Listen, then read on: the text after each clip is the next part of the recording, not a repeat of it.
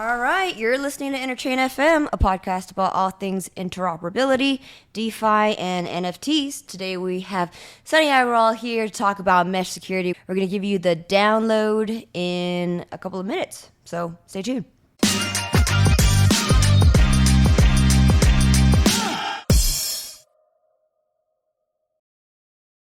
You announced mesh security at Cosmoverse 2022, and everyone's pretty stoked about it, and it is being built right now as we speak at Hackwasm. Can you tell us about it? Yeah. First of all, happy to be on. I think this is actually technically my first time on Interchain FM. I think. No. You've been on it before. I've been on it before. Okay, never mind then.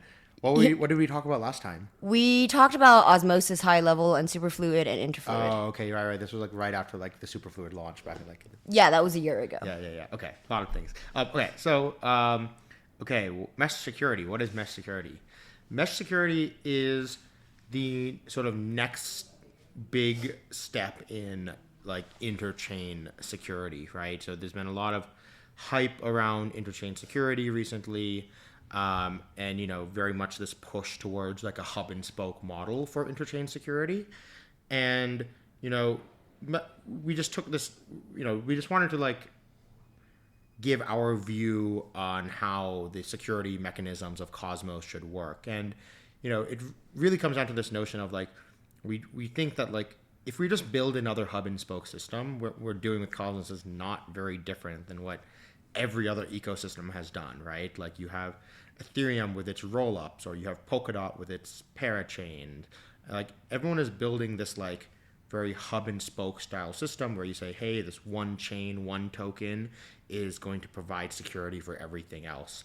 And, we call this, this is like an empire and colonies model of security, right? But what we're trying to build in Cosmos is this world of sovereign chains. And just like how sovereign nation states come together in security pacts and alliances, similar to NATO, for example, right? NATO is a coalition of many sovereign countries, and by sovereign, they don't interfere in each other's governance, they don't meddle in each other's internal politics, but if any one of them is attacked, they all rush to each other's defense. And so it's, what we're looking for with a mesh security system is, chains that are, allies with each other, heavily aligned through economics or economically aligned or high community overlap, all these sorts of things.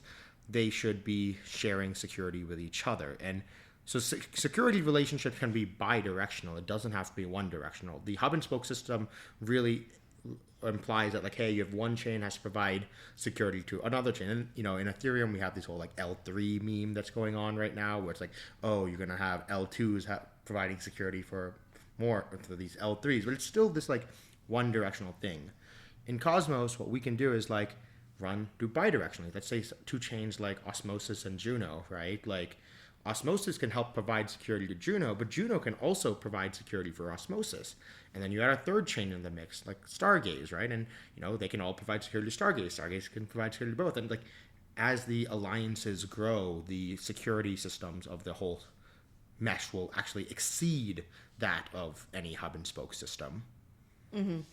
So what are your thoughts about Atom 2.0, given that that's the current new narrative right now, which is interchain security is going to be built out, and if you have an Atom 2.0 system where you're able to stake your Atom and then receive fees and other in the tokens of interchain secured app chains, how is mesh security an improvement over that model? Because everyone's on the wave of this former model, and now you're kind of changing it up on people, so to speak. Yeah. So, one thing is Atom 2.0 is actually a number of things, all part of this like larger proposal, some of which I really like, some of which I'm not really a big fan of. But if we talk about specifically the interchain security top focused part, I think that there is a use case for that, right? I think the customer that we're targeting for mesh security is very different than the one that the hub is targeting for their, hub security, right? Where so mesh security is really targeting these like app chains that already have their stakeholder sets and are, already have a pretty high market cap and are able to secure themselves, but it's just adding more security onto them, right? The hub security is more for a new chain that's just starting and like doesn't even have its own validator set, and they just want to like not have their own validator set at all, and they should just be, they're like, okay, let's just go use the hub's validator set completely. And you lose out on a lot of sovereignty and stuff by doing that, but you get, it can help you get to launch faster and stuff. So, I think there is a customer there for the hub's security system. And this, like, in the analogy, going back to the geopolitics, the analogy here would be like, I used to teach a class on Switzerland back in the day at Berkeley, and so one people don't, maybe not realize is like Switzerland was actually one of the most powerful, like had one of the most, even today it has a really powerful military, but it historically had one of the most powerful militaries in the world. But because it was always like this neutral country, hashtag credible neutrality, as people, as the meme I kind of pushed.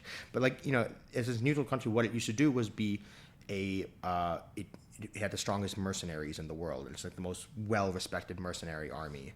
And so I think the role of the hub can be something similar, where it can be the Switzerland, where it's like, hey, by being this credibly neutral chain, it could be a security for hire, right? It has the highest economic market cap right now, and it can be this very much like, hey, new chains. It's a lot. Its security is not based off of like necessarily like economic alliances or community overlap, or it can be based off those things as well. But I think it very much has this opportunity to be like, hey, we have this huge market cap, we can lease out that security to new chains for cash flow, basically, through whether it's MEV capture or through fees or whatever. Would you say that the interchain security model on the hub is top down versus mesh security, which is more bottom up? Yeah, definitely. I think depends on what you mean by top down, bottom up. Like, top down, hub governance votes, and then the same validator set provides security, versus bottom up, where it's your sovereign set of your app chain deciding which to provide security to, and vice versa. Yeah, so the V1 of the hub's security model, it's actually like you need to go through governance to be able to launch an interchain secured chain, because what happens is every validator on the hub has to co-validate your chain as well. So it kind of has to go through this governance process, basically. So yeah, it's a little bit more top down in the sense that like it has to go through the hub's governance, while mesh security is more bottom up, where it's like, oh, you just spit up your chains, and then we just start making bilateral treaties, and the mesh sort of forms. We actually, like, the nice thing about mesh security. So I talked about this in my Cosmoverse talk. Within meshes, there's two types of meshes. There's what I call the like fully connected meshes, and then there's organic meshes. Like fully connected is like, we need to come up with a coalition of like 10 chains, and they all have to opt into this like multilateral security system together. That's kind of like what NATO is, if you think about it. A natural organic mesh is like, hey, Juno and Osmosis decided to do a bilateral shared security treaty, and then Osmosis decided to do one with Stargaze, and then it's just, you keep making bilateral treaties and let the natural structure just come from up here. Mm-hmm. I call it very Hayekian. That's the term I personally use. It's probably not a term that most people know, but Hayek was a economist, and his whole thing was about like, the best thing to do is just let the natural order happen, and that usually leads to the best results. You mean something that is more resembling of a free market as opposed to central planners? Yes. Right, okay. Which is a completely capitalistic mindset. Yes. Right. So from a technical perspective, in order to do mesh security, what is needed? Is it a module and subsequent upgrade on your SDK app chain, or is it even at the CosmWasm level? What's going on, or what's currently being built right now in the proof of concept at HackWasm? Yeah, so there will definitely need to be an upgrade to the chains, because most of the chains have like your staking module is not designed to do this. What's interesting is a lot of the requirements to be done here are actually things we already did in Osmosis for superfluid staking. If you think about it, this is very similar to superfluid staking in a lot of ways. Because what are we suggesting here? We're suggesting that, I guess we didn't go into the details of how mesh security works, but like at high level, what it's saying is the Osmosis chain will let Juno stakers, people who are staking Juno on the Juno chain, to cross stake, which means that they can take their Juno stake and use it to back a validator on Osmosis. And then and it'll give it some voting power for that. It'll treat it as some equivalent Osmo. And then if it does something malicious, it'll slash them. This is very similar to what we did with Superfluid, where what we said was, hey, we're going to pick assets that we trust enough that we're going to let their LP shares also be used in staking, figure out their equivalent amount of Osmo, and then give them that much voting power and let them use it in staking. So a lot of the actual things that have to be done to the staking model have already been done in Osmosis Superfluid Staking, and then we're generalizing that to, work for more use cases. Now, there's a lot of logic around like, oh, how do validators, how do delegators like choose to cross stake, all this sort of stuff. How does that information get sent between the chains? There's sort of in parallel right now, there's this sort of, I don't know, not very well known, but I think it's like, there's this debate right now happening on like in the Cosmos stack of like, should we be more Cosmos SDK focused or more CosmWasm focused? And, Osmosis has always taken a stance of like both, right? We are, there's some chains that really only focus on the Cosmos SDK. There's some chains that are like, very minimal Cosmos SDK, but like all the logic is in Juno, is in CosmWasm. So Juno is an example of that, right? It's very thin Cosmos SDK chain. Most of the interesting stuff is in CosmWasm. Osmosis is very half and half. We have a lot of our core logic. The DEX itself is in the SDK, but then we have a lot of peripheral stuff in CosmWasm, and we want to actually start writing more and more stuff in CosmWasm. But what's been holding us back is like, hey, if we want this stuff to be adopted on all the Cosmos chains, we probably have to write everything in Cosmos SDK. So that way, if we want the hub to adopt mesh security, it doesn't have CosmWasm. Or, if we want Aggarwal to adopt it, it doesn't have CosmWasm. We're at HackWasm right now. That's where we're recording this.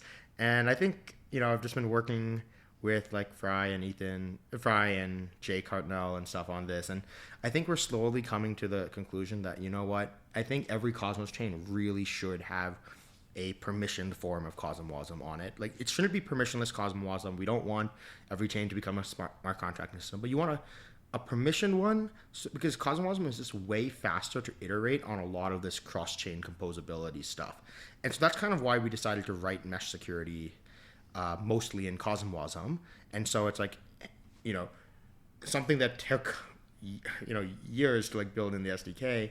We're going to have a proof of concept within a hackathon, right? And that's kind of like shows the power of iteration that CosmWasm gives you.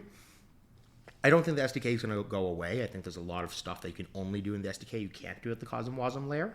But yeah, so this is like sort of where we're moving towards. So we're writing in CosmWasm right now, and then hopefully we can just start connecting the chains that have CosmWasm into the security mesh, and then as more chains adopt it, they can join the mesh as well. And how does this interplay with interfluid staking? Because the way that Osmosis would provide security is through interfluid, right? Well, it would be able to provide normal, pure cross-staking as well with Osmo. But yeah, interfluid staking is sort of the amalgamation of these two ideas that, of like superfluid plus cross-staking. So, normal cross-staking is taking the native staking token of Osmosis, Osmo, and cross-staking it. Okay, and that is what you're referring to for mesh security, and that's what's being built with CosmWasm. Okay. That's cross-staking, yes. Okay. So interfluid staking is taking Osmosis DeFi assets and using those for cross-staking. So Superfluid was saying, hey, you have Osmosis DeFi assets, they can be used to stake in Osmosis itself. Now, if you add cross-staking, it's saying like, hey, those DeFi assets that are staked on Osmosis, they can also be used for cross staking on Juno. So it's like, oh, okay, now we have combined that is interfluid staking. It is using superfluid assets for cross staking. I think this is like cool. Like, I don't know. Yeah. And how does this relate to Osmosis? Is like long-term plans. Like, yeah, it's this like there's this like feedback loop that we're trying to build here, where it's like, oh, Osmosis is this, center of liquidity in Cosmos right now.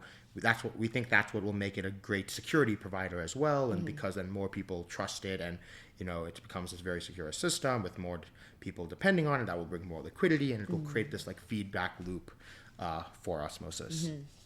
And where do interchain accounts come in for implementing mesh security? Is there an application for that? Yeah, so I mean, a lot of the stuff that we're doing kind of like interchain accounts if you think about it. There's like questions of like the idea of interchain accounts is that, hey, an account on one chain should do things on another chain. Right now, the proof of concept that we're using is kind of like the CosmWasm version of interchain accounts, where like, hey, you have this contract on, we have an architecture diagram on the GitHub, but like we have like what's called mesh provider contracts and mesh consumer contracts. And the mesh provider contract exists, let's say, on Osmosis, and it's talking to the mesh consumer contract on Juno, let's say. And, that is kind of like an interchain accounts, but we're actually not using the like normal ICA that's like in the SDK. I think that has its own use cases. Because this is a little bit more complicated, we decided to write it fully in CosmWasm right now. Got it. What are the trade-offs in decentralization when it comes to hub-based interchain security versus mesh security? Yeah. So some trade-offs in decentralization. So obviously the hub-based model is less decentralized from a IBC network view. I think that's very hard to like dispute. But then there are points where like, the mesh has, I would say, definitely has open questions, right? So like one is like, does mesh security like heavily favor the larger validators who know how to run more and more chains, right? Like if one validator knows how to run 50 chains, that's something not most validators can do. Are they going to get, become the largest validator on all these chains for that reason? And so, a lot of the ways that we've been designing mesh security have been to like combat that, right? Where we say, hey, well, the validator isn't actually the fundamental unit. It doesn't matter. Mesh security doesn't actually, the design that we're going with right now doesn't rely on the same validator running on multiple chains. It's really up to the delegators to choose, hey, you can choose different validators on different chains. But that's definitely like something we have to keep an eye on, because maybe validators will make it easy that like, hey, if I am running on many chains, here's a one-click button that you can use to cross-stake to me on all of them, and that that could lead to more validator centralization in that case. Another thing we have what can you even do if you observe that? There's a lot of ideas we can do on how to improve validator centralization in general.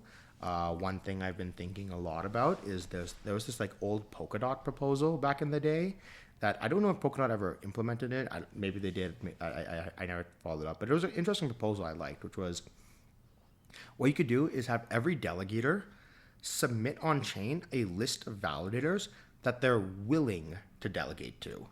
And then what the chain can do is take everyone's preferences, aggregate them, and like come up with delegations for everyone that still meets their preferences, but it like targets a more decentralized distribution. And that's a really cool idea, right? So I don't know, maybe there's like cool thing, and that's like kind of an independent idea than all this mesh security stuff. You could do that on a single chain, but it becomes even more interesting when you do that across all the chains and stuff. So I don't know. I think there's like cool ideas that can be done to help combat some of this centralization. Right. Sure. Well, what was your thought process before we talked about validator decentralization? The other thing that you have to think about is like, you don't want it such that like one big chain can come in and just overtake like your chain, right? Like you don't want like, hey, imagine you started doing cross staking with the Cosmos Hub, right? Or Terra before a collapse. Let's use Terra, right? And then Sure. it collapses, and that would be an edge case. Sure. Well, that's not even what I'm thinking about. I'm thinking about the fact that, like, Binance, for example, they have so much stake on the Cosmos hub. If you just launch a you new mean chain, Binance Validator has a lot of voting power. Okay. yeah, they have like 5-6%, but they have like $160 million worth of voting power. If they just show up on your chain, like you just started a new chain, you add cross staking with the hub.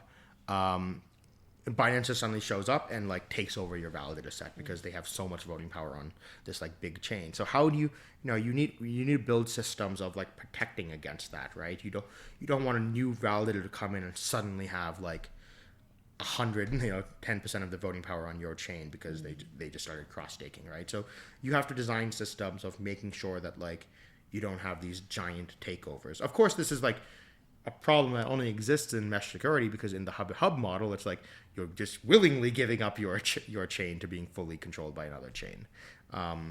But the challenge is you don't want one validator on another chain. That's kind of like the benefit of interchain security v1 is over v2, is that in the v1 model, because all the validators have to run it at the same time, it like you don't have a situation where one giant validator is the only one running and takes over. So we have to just build systems to. Basically, there's a lot of open questions, right? Like right now, mesh security was literally an idea. Over this weekend, it seems to have gone to a proof of concept, but it's like there's still a lot of open questions left to do to see this in production. Yeah. For interchain security V1 versus V2, the V1 would be the quick and dirty version, which is just same validator set, boom, instantiate new chain, blah, blah, blah. In the V2, it would be more like the model that we talked about in 2019, right? Yeah, that a subset of your of the hub's validators can do other. Yeah, and it kind of augments the security of your chain where you V3 is that. V3 so V2 is sort of like an optimization on top of V1 where it's like instead of having to go through governance every time to like provide security to run a consumer chain, V2 said, hey, you can have a subset of the validators, and validators can opt in to running a new chain, to running this new chain. So that's what the V2 is. But these consumer chains are still, colony systems, right? Where they don't have their own staking system, right? V3 is basically honestly, V3 is the whole cross staking stuff I talked about, right? Or the idea of like, hey, this chain has its own sovereign validator set, but then it's getting security from the other chain as well. The only now difference between V3 and mesh security is like more just how you use it. Instead of using it in a hub and spoke system, it's like we should be running it bi-directionally. Right. And V3 is honestly the interchain security version that you had modeled when we were talking about it in like 2019, 2020, right? Yeah. I wrote a blog post about it. You had a design for it, and Jay had a different design, but none of which is currently being implemented in V1 or V2. Correct. But yeah, the new iteration on that model that you had described, which is interchain security V3 effectively, is that you added bidirectionality on top of it. Correct. That's the main difference. Yeah, exactly. That was like the insight that hit us of like, oh, wait, why is this one directional? This actually should be multi-directional. Right. I don't know. I don't know why it took us so long to realize that. It Yeah. seems obvious in retrospect, but yeah, I don't know. So there's something like a few months ago, or I don't know. I remember when I like when it all clicked to me, I like called Dave. I was like so excited. I'm like, Dave, hear this? And Dave's like, wait, I thought wasn't that what we're always building? What? Like I thought that was obvious. I'm like, oh, okay. Yeah, for you it is, Dave. So he thought it was that way all the whole time? So, yeah, he's actually had, like, debates with Vitalik about it before. So, like, what's interesting is that Vitalik actually does understand it as well. And he gets what we're trying to build with mesh security as well. I remember I was, like, we were, like, at this, like, event with Vitalik, like, 6 months ago. And I remember, like, Dave and Vitalik were, like, debating about something, but it was like at a level that like no one else was understanding. Oh. And so now he's like, oh yeah, that was the argument that we were having. I'm like, oh, that makes sense now. Maybe in your subconscious that was like what was processing it and then it clicked for you. Maybe, yeah. Okay. Wow. So when Sunny has the aha moments, that's really processing David Vitalik's conversations subconsciously, and then you giving it a clever name. Exactly. Yeah. Okay, so that's the process, upstream and downstream. Yeah. What I want to talk about is what the end state of the Internet of Blockchains is. We did touch upon that over dinner a couple days ago, which is the idea that what if every single sovereign app chain and or ecosystem provides data availability to the other and provides mesh security to the other. And so we just have a peer-to-peer chain-based network of a network of networks, and that's potentially the end state of what the Internet of Blockchains is. That's what Web3 would be. Yeah. So we were talking about like data availability, and I think I finally kind of understood the purpose of Celestia. It was always a little bit, or there's things that I'm still a little bit one skeptical about, but like the thing that made sense. One of the questions I always had about Celestia is like, doesn't it also have to be the execution layer, the settlement layer as well? Like, what's the point of having a data availability layer without a settlement layer? And that like never made sense to me, because to me it's like, well, the only reason you need data availability is if you're trying to settle, exit to Ethereum, right? But because Ethereum is the settlement layer, right? But if your chain is the settlement layer for itself, like, why do you need that? And then I kind of realized that, like, oh, okay, well, what's happening here is, data. Even if a chain disappears off the face of the earth, the other chains can actually use the data to restart the chain again with a new validator set, and then everyone just updates their IBC clients to like trust this new validator set. So there's a way if you have data availability, you can use social consensus to restart and save the chain again. So that was like a cool idea. And so Celestia is like a provider of this like data availability to other chains, like a service provider chain. And that was pretty cool to me, I realized.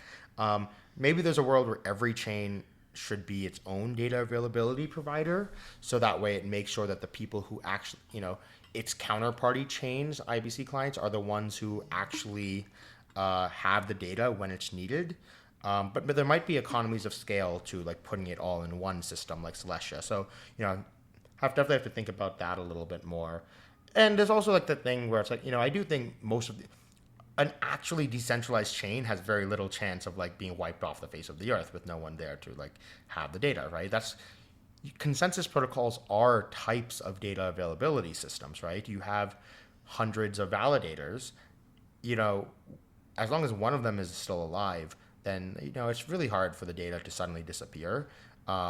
If you have, a chain with only like 4 validators or something, yeah, maybe that's a case where you need like data availability systems. But beyond what they're actually useful for, if say in a world 20 years, 50 years into the future, every single app chain is providing data to the other app chain and security to another app chain, what does this even mean?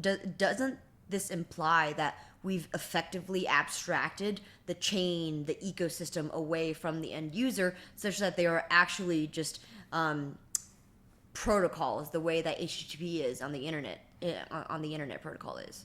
Yeah, I think that sounds right. Yeah, like it doesn't. It's a way of building a joint. Yeah. So right now we're at such an early stage where a chain's value prop is to provide that, but at the end state of this entire thing, it's that it's just a feature, like a default feature of every single chain that's underlying this entire Web3 space. Yep. At the end of it, it's just decentralized interfaces that people are interacting with. Yeah, exactly. Like, you right now when you deal with app chains, you have to kind of think about the security properties of the chain that you're on, and that's why you actually have to think about what chain you're using. But when you have more mesh security, it's like, all the chains will really have a relatively similar level of security because of the mesh. And so it's like you can kind of start to abstract away, which chain is it that I'm working on right now? Yeah. So in this case, if everything is mesh secured, not just in the Cosmos ecosystem, I suppose we are starting it here, but when we are mesh securing Ethereum, POS, mesh securing Avalanche, and even mesh securing with Bitcoin. Well, so one of the things that actually part of the thing that helped me realize, have my aha moment was a project called Eigenlayer on Ethereum, where what they are kind of doing is sort of like, they call it restaking. We actually were going to call it restaking instead of cross-staking as well, but we already have a term called redelegating, and so we didn't want it to get confusing. But the restaking concept was Eigenlayer. It's by this, led by Professor Sri Ramakrishnan. He's amazing, and he has this really cool blog post on superfluid staking that he's written, and I think he's gonna help publish it at some point. But yeah, he's working on a project called Eigenlayer, which basically allows ETH 2.0 validators to cross stake on other things. So cross stake on data availability, cross stake on oracles, cross stake on not on other chains. Because Ethereum doesn't do it for security, for chain security. Everything's just using rollups, but it was for other services on Ethereum, like data availability and oracles and all this kind of stuff. And then so it was seeing that kind of helped me have aha, where wait, you can reuse a restaking idea, but for actually securing not just services but also entire chains. So will Eigenlayer be a part of this mesh security system? I think so.